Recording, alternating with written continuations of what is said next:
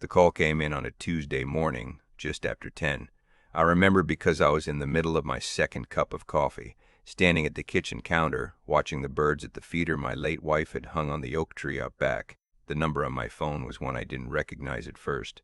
Then I saw the area code and realized it was coming from my son-in-law's house, 3 neighborhoods over. I almost didn't answer. The voice on the other end belonged to a woman who introduced herself as the plumber's assistant. She was young, judging by her voice, maybe mid-20s. But she didn't sound young right then. She sounded like someone who had just seen something that changed her. "Sir," she said, and then she stopped. I heard her take a breath. "Sir, I'm at the house on Birchwood Lane. We came to fix the pipe in the basement. I need you to come here, right now, please." I asked her what was wrong. She didn't answer directly. She just said, "Please, there's a child down here. He's been here for a while." I was in my car before she finished the sentence. My daughter and her husband had left for a 10-day trip to Scottsdale 4 days earlier. Some kind of corporate retreat her husband had supposedly won through his company. That's what he told her anyway. My daughter called me the night before they left, casual as anything, asked if I could keep an eye on things while they were gone. I said of course. I always said of course with her. That was the problem, I think. She knew I would. She mentioned that my grandson Oliver was being looked after. She said it quickly, the way you say something you don't want examined too closely. She said a neighbor's daughter was coming by every day to check on him. I asked which neighbor. She gave me a name I'd never heard. I made a mental note to follow up. I didn't follow up soon enough. Oliver was 8 years old. He had just finished 2nd grade that spring. He was a quiet boy with his mother's eyes, and a gap between his front teeth that made his smile look like a jack-o'-lantern in the best way. He loved anything with wheels. Trains, trucks, race cars, didn't matter. He'd sit for an hour just watching a video of a freight train moving through the Rockies. My wife used to sit with him and watch those videos, and she'd act like it was the most fascinating thing she'd ever seen, and somehow around her it was. She passed away 14 months before all this happened. Breast cancer, diagnosed too late, gone too fast. Oliver cried at her funeral in a way that broke something open in me. He was the only one of us who cried without trying to hold it back. After she passed, I checked in on my daughter and her family as often as I could without becoming a burden, or what I thought was often enough. I brought Oliver books. I took him to the hobby shop downtown on Saturdays. I noticed things, but I told myself I was misreading them. My son-in-law, whose name was Wade, had never warmed to me, and I'd never warmed to him, and I'd always assumed that color in my perception. When Oliver seemed withdrawn, I told myself he was just grieving his grandmother. When my daughter seemed thin and distracted, I told myself she was stressed from work. I made excuses because the alternative was something I wasn't ready to face. I pulled onto Birchwood Lane doing 40 in a 25 zone. The plumbing van was in the driveway, the side door open. A young woman was standing on the front porch with her arms crossed, and when she saw me, she walked quickly to the edge of the steps. "He's inside," she said. "In the basement. My boss is with him. We didn't want to move him. We didn't know if we just thought someone needed to come." The front door was unlocked. I went through the house and down the basement stairs, and I will tell you that I smelled it before I saw it. Not a terrible smell, but a closed-up, stale, airless smell, the smell of a space that hadn't been opened in days. There was a storage room in the back corner of the basement, unfinished walls, a bare bulb overhead. The door was shut but not locked. There was a sliding bolt on the outside, and the bolt was drawn back. The plumber, a heavy-set man in his 50s with a gray mustache, was crouched down in the doorway talking quietly to someone inside. He looked up when he heard me on the stairs. "You family?" he asked. "His grandfather," I said. He stood and stepped aside. Oliver was sitting on a folded moving blanket in the corner of that room. He had a plastic container of crackers next to him, nearly empty, and a 2-liter bottle of water that was maybe a quarter full. There was a small battery-powered lantern on the floor beside him, the kind you buy at a camping supply store, and it was still on, casting everything in a pale yellowish light. He looked up when I came in, and I could see him calculating whether I was safe. That's what I remember most. Not the look of fear or the look of relief, the look of a child who had learned, somewhere in those 4 days, that he needed to calculate. Then he recognized me, and the calculation disappeared and he just looked like a little boy. "Pop," he said. That's what he called me. He called me Pop since before he could say grandfather. I sat down on the concrete floor next to him, and I put my arms around him and I held on. He was cold. The basement was cool even in June, and he was in shorts and a t-shirt, and he was shaking a little, though I don't know if it was the cold or just everything else. "I'm here," I said. "I've got you. I've got you now." He had been in that room for 4 days. The plumber's name was Victor, and he and his assistant waited with us while I called 911. Oliver didn't want to let go of my hand, so I kept one hand on him while I talked to the dispatcher, and I kept my voice steady because I needed to, even though what I actually wanted to do was put my fist through the wall. The paramedics came first, then the police, 2 officers from the local department, and then a detective about 20 minutes later, who introduced herself and shook my hand and spoke to Oliver with a gentleness I was grateful for. Oliver answered her questions in a small, careful voice. He told her he'd been put in the room the morning his parents left, his stepfather. I am still unable to call Wade anything else, even though he and my daughter had been married for 6 years, had told him he needed to stay there because the house was being fumigated. Oliver was 8 and he believed it. Or maybe he was 8 and he didn't entirely believe it. But he was 8 and there was nothing he could do. He said he'd knocked on the door the first night and called out. No one answered. He said after a while he stopped calling. That is the sentence that has never left me. After a while he stopped calling. The detective asked him if there was any adult who came to check on him. He shook his head. He said the lady who was supposed to come hadn't come. He said he'd been counting the days by when he got hungry, and he thought it had been 4 days, maybe 5. He had enough crackers for maybe 2 more days. After that, there was nothing else in that room. I want to be precise about what I'm telling you, because I know how these things can sound when they're written down. I know it can sound like an exaggeration, so let me say it plainly. My 8-year-old grandson was locked in a basement storage room with a bolt drawn on the outside, with a few crackers and a bottle of water, while his mother and stepfather were on vacation in Arizona. He had no way to call for help. He had no way to get out. If Victor and his assistant had not been sent to fix a burst pipe under the kitchen sink, a call I had placed 10 days earlier before any of this happened, before my daughter even told me they were leaving, Oliver would have been in that room for 6 more days. I don't let myself think too long about those 6 days. Child Protective Services arrived while the paramedics were still checking Oliver over. They wrapped him in a blanket and gave him something to eat, and he ate it very carefully, in small bites, like he was rationing even now. My heart cracked open watching that. The CPS caseworker, a woman with a calm, serious face, who had clearly seen too much of the world and still showed up every day, asked me questions about Oliver's home life. I told her everything I knew. I told her about the way my daughter had changed in the years since she married Wade. I told her about the times I'd noticed Oliver flinch or go quiet when Wade entered a room. I told her about the money, because by then I'd started to understand about the money. My daughter had a trust fund for my wife's life insurance policy. My wife had set it up for our daughter before she passed. A modest amount, not a fortune, but enough to matter. $40,000 to be managed jointly between my daughter and a trustee, intended to help with the kids' future, schooling, security. The trustee was supposed to be my daughter's older cousin, a banker in Cincinnati. But at some point in the past 2 years, Wade had convinced my daughter to have the trustee changed to himself. I didn't find this out until later, when my attorney started pulling documents, but when I did find out, things that hadn't made sense suddenly made terrible sense. The new truck Wade had bought the previous fall, the renovation on the master bathroom, the weekend trips, my daughter telling me, apologetically, that they couldn't afford to help with Oliver's spring baseball fees that year. The trust money was Oliver's, at least in spirit.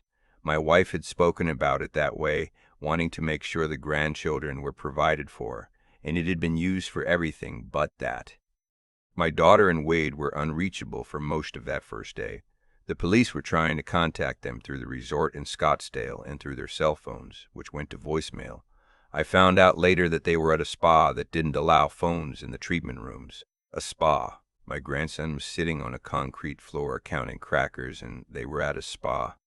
They came back 2 days early, which was some kind of miracle of self-preservation instinct on Wade's part, I suppose. By then, Oliver was with me. CPS had granted me emergency temporary custody that evening, given that I was the closest available family member and given the circumstances, and given also that when my daughter finally called me back that first night, her first question was not, "Is Oliver okay?" Her first question was, "How did you even know to go there?" I told her what had happened. There was a silence on the line that lasted so long I thought we'd been disconnected. Then she said, "He was fine. He had food." I did not raise my voice. I'm proud of that. I said, "He had crackers and a quarter bottle of water. He had been in a locked room for 4 days. He is 8 years old." And then I told her that an attorney would be in contact, and I ended the call. The legal process took several months. Wade's attorney tried several different approaches, argued that it was a miscommunication, that Oliver hadn't actually been locked in because the bolt had been accessible from the outside, that the neighbor who was supposed to check in had simply failed to follow through. The arguments were inventive in the way that desperate arguments tend to be. The facts, however, were not particularly complicated. A bolt on the outside of a door that an 8-year-old cannot reach is a locked door. What helped our case more than anything, ironically, was Wade himself. In those early weeks before he understood what he was actually facing, he made the mistake of talking. He talked to neighbors. He talked to his own brother. He said things, that Oliver was difficult, that the arrangement had been Oliver's idea, that the kid had more space than he was used to down there. His brother, to his credit, passed those conversations on to the detective assigned to our case. Wade also had a history. Nothing that had risen to the level of an official report, but when the investigators started talking to Oliver's teachers and his former pediatrician and the parents of kids at his school, a picture emerged. Oliver had missed well over 30 days of school that year. He'd shown up with bruising on his arms twice, both times explained by falls. His second-grade teacher told the caseworker that Oliver had told her once that he ate breakfast at school because "we don't have food at home in the morning." She'd flagged it internally. Nothing had been followed up on. That is a failure of the system that I will not pretend doesn't make me angry. But that anger belongs in a different conversation. Oliver's therapist, a pediatric specialist I found through our pediatrician, said in her assessment that Oliver showed signs consistent with prolonged exposure to a chaotic and controlling home environment. She said he had developed coping strategies that were well beyond what you'd expect in a healthy 8-year-old. She said he had learned to make himself small, to ask for very little, to not draw attention. She said these were adaptive strategies. She said children learn them because they have to. Reading that assessment took me a while. I had to stop several times. My daughter is a complicated subject, and I will try to be honest about her because I think she deserves honesty even now, or maybe especially now. She had not been a bad person when she was young. She had been sweet, actually, soft-hearted in ways that sometimes got her into trouble. She had always wanted to be loved very badly, and that particular wanting had led her toward people who recognized it and used it. Wade recognized it immediately, I think. He was charming in those early years, in the way that certain men are charming, efficiently, selectively, with a purpose behind it. He had isolated her slowly. It had taken time for me to see it clearly, and by the time I did, she was already convinced that my concern was interference, that my observations were just an old man not liking her husband. She did not fight the custody arrangements. That surprised me. Her attorney reached out to mine about 6 weeks into the process and indicated that my daughter was not contesting. I don't know what she was feeling when she made that decision. I hope that somewhere underneath everything, she was relieved. Wade was charged with criminal child endangerment and criminal neglect. He pled guilty to a reduced charge in exchange for a suspended sentence and 3 years of supervised probation. There are people who believe that wasn't enough, and they're not wrong. I'm one of them. But I was told by people who understand the system better than I do that going to trial risked outcomes that were less predictable and that the guilty plea at least put it on record, permanently, what he had done. What he had done was in the record. That mattered to me. The trust fund is a separate matter, still ongoing at the time of this writing. My attorney filed a civil action related to the misuse of the funds, and we are pursuing full recovery. I'll say only that the paper trail was not kind to Wade. Oliver came to live with me on a Thursday in late July. He had a duffel bag with his clothes and a backpack with his trains in it. He stood in my front hallway and looked around at the house he'd visited since before he could walk, and I could see him recalibrating, trying to understand that this was different now, that this was his. "Which room is mine?" he asked. I showed him the room that had been my wife's sewing room. I'd cleared it out and painted it the week before. A blue-gray color he'd pointed to in a hardware store swatch book when I'd asked him to pick. He walked in and stood in the middle of it and looked at the window that faced the backyard, the same backyard with the oak tree and the bird feeder. "The birds come in the morning," I told him. "Early. You'll hear them if you leave the window cracked." He thought about that. "What kind?" "Mostly finches. Some chickadees. Your grandmother knew all their names. I'm still learning." He was quiet for a moment. Then he said, "I could learn too. Then we could both know." That was the first sentence he said in that house that didn't sound like he was being careful. The months that followed were not simple. I want to be clear about that because I think sometimes people expect a clean recovery, a before and after. There were nights Oliver woke up and couldn't go back to sleep. There were days he ate like he was storing up food, fast and without stopping, even when there was plenty. There were moments he flinched at sounds, or when somewhere far away behind his eyes, when a certain kind of tension entered the room. His therapist told me these were normal responses given what he'd been through, and that consistency and safety were the most important things I could offer him. So I tried to be consistent. Meals at the same time every day. Pick up from school at the same time every day. The same routines, the same presence, the same answer to every version of the question he kept finding new ways to ask. "I'm not going anywhere. You're not going anywhere. You're not going anywhere." By fall, he joined a model train club that met Saturday mornings at the library. 6 boys and 2 adults who took the whole thing very seriously and who welcomed Oliver with the particular kindness of people who found their people. He came home from the first meeting talking more than I'd heard him talk in a year. He's doing better now. That's the truest thing I can say. Not all the way better. I don't know what all the way even looks like for a kid who went through what he went through, but better in the ways that count. He sleeps through the night most nights. He asks for seconds at dinner. He argues with me sometimes about what to watch in the evenings, which his therapist told me was a very good sign. Last spring, we planted a vegetable garden in the backyard together. His grandmother had always kept a garden, and I'd never learned to maintain it properly after she was gone, so we started from scratch. The 2 of us, books from the library, YouTube videos, a lot of trial and error. The tomatoes came in well. The zucchini got out of hand, the way zucchini always does. Oliver thought that was the funniest thing, the fact that we'd accidentally grown more zucchini than 2 people could possibly eat, and he made it his project to figure out who to give it to. He brought bags of it to his school. He left some on Victor's truck, the plumber who had found him that morning in June, who still comes to do work on the house because I make sure to call him first. He left a bag on the front porch of his second-grade teacher, who had flagged the situation and not been heard. He didn't leave a note on any of them. He just left the zucchini. I asked him about that once. Why no note? He shrugged. "They know," he said. "They know what it's for." I think about that sometimes. The particular wisdom of that. The idea that some things don't need to be explained. That a gesture can carry everything that words would flatten. My wife would have loved that answer. She would have loved watching him become the person he's becoming. I'm 67 years old. I did not expect to be raising a child at this point in my life. I will be honest and say that there are days when the tiredness is real, when I am aware in a very physical way that I am 67 and not 47. There are forms to fill out and school events to attend and pediatric dentist appointments, and the particular chaos of a 9-year-old schedule, which is considerable.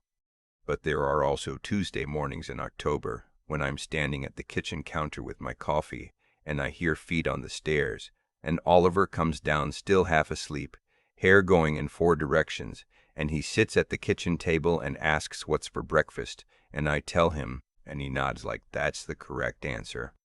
And the birds are at the feeder on the oak tree. and we both know their names now. That's enough. That's more than enough. I keep coming back to the bolt. A simple sliding bolt on the outside of a door, the kind you'd find at any hardware store, cost maybe $4.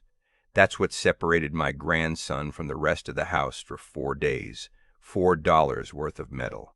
And yet the real lock wasn't that bolt at all. The real lock was built slowly, over years, out of silence and small compromises, and a grandfather who told himself he was probably misreading things. That's the part I have to sit with, not wage cruelty. That's easier to understand, in a way, because cruelty has a clear shape. What's harder to look at is the accumulation of moments where I sensed something was wrong and chose the comfortable explanation. I told myself I was respecting my daughter's choices. I told myself I didn't want to cause friction. What I was actually doing was protecting my own peace at the expense of Oliver's safety. That's a hard sentence to write. It's true anyway. What I've come to believe on the other side of all of this is that the people who actually help, the ones who make a difference in moments that matter, are not the ones who feel the least fear or doubt. Victor, the plumber, was visibly shaken when I arrived. The young woman with him had been crying. They didn't know what to do, exactly, but they knew they had to do something, and they did it. That's not the absence of uncertainty. That's the decision to act in spite of it. There's a difference, and it matters enormously. Oliver has taught me something about this too, watching him over this past year and a half. What he went through should have broken something in him permanently. In some ways it did leave marks that will take years to fully understand. But he kept going. He counted his crackers, and he rationed his water, and he waited. And when I walked through that door he recognized me and reached for me. And then he got up. Children are not fragile in the ways we sometimes assume. They are, in fact, capable of a kind of endurance that puts most adults to shame, provided someone shows up and gives them somewhere solid to stand. The showing up is the thing. I think about this constantly now. It's not complicated in its essence, even if it's hard in practice. Children need consistency. They need someone who comes back. Oliver asked me, in about 14 different ways over those first months, whether I was going to leave. He never asked it directly. He asked it by watching my face when I got a phone call, by checking whether my car was in the driveway before he came downstairs in the morning, by noticing whether my answer to what's for breakfast was the same calm answer it had been the day before. I understood what he was actually asking, and I answered that question, the real one, every single day. Wade made his choices, and those choices caught up with him, not through luck or accident, but because a life built on using people instead of caring for them is structurally unsound. It collapses.